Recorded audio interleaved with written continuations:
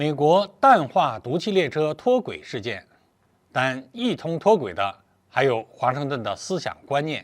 真正威胁美国国家安全的，不一定是来自外部。各位大家好，最近呢，在美国发生了2件事情，引发国内媒体的大量关注与讨论。一件事呢，是美国各地大张旗鼓地宣传击落多起不明飞行物事件；另一件事儿是美国毒气列车脱轨事件，因记者被抓而被引爆了。将这2个事情时间线结合在一起，前者呢高调炒作，仿佛就是为了淡化后者产生的负面影响，转移公众视线。现在网上也已经有很多类似的分析了。不过今天我想说的是与美国毒气列车一同脱轨的还有华盛顿的思想观念。今天我们就聊一聊美国淡化毒气列车事件，表明美国政府的思想观念也脱轨了。首先我想说的就是不得不佩服美国控制舆论的手段还真是强大。在纸没有包住火的情况下，有毒气体的泄露造成大量动物死亡，很多附近的居民出现明显身体不适，空气中弥漫着怪味儿。而美国主流媒体竟然只是轻描淡写的一句没有造成污染就给糊弄过去了。那些主流媒体反而被授意把大量的篇幅用在了炒作民用气球的中国威胁论上面。而且那些身处华盛顿的政治家们也是紧盯着几个不明飞行物高谈阔论，说一些中国又在威胁美国国家安全这一类的话。很显然，华盛顿的政治精英的思想观念与美国那辆毒气列车一同脱轨了，也翻车了。其实真正威胁美国国家安全的也不一定是来自外部。美国这一次因为列车脱轨导致毒气事件是偶然事件吗？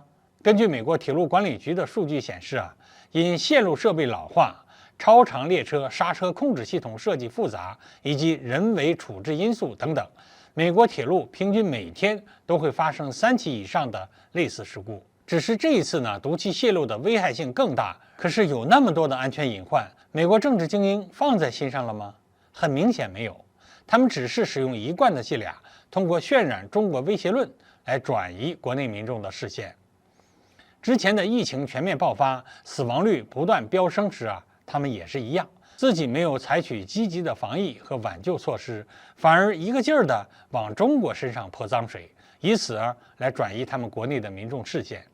美国政治精英的手段总是避实就虚，他的思想观念确实是出了问题。说到这里我们可以想象一下，如果这样的事件发生在我们中国，那么美国新闻圈会是怎么样一种盛况呢？或许有人会不同意我这个观点，说拜登不是已经签署了1万亿美元的基础设施法案了吗？美国精英也没有摆烂不管呢。可是看看拜登执政2年多过去了，法案里提到的基础设施重建实施了吗？美国有真正去落实吗？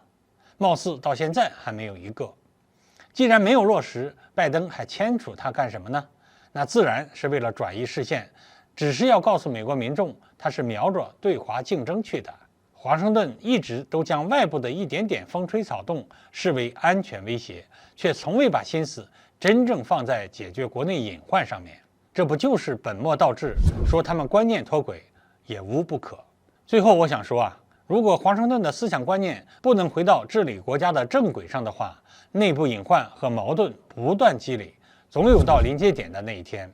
倘若突然爆发，会对这个世界造成什么样的冲击与伤害呢？那又是另外一个话题了。好，各位，我们今天就聊到这里，欢迎大家留言评论，我们下期再见。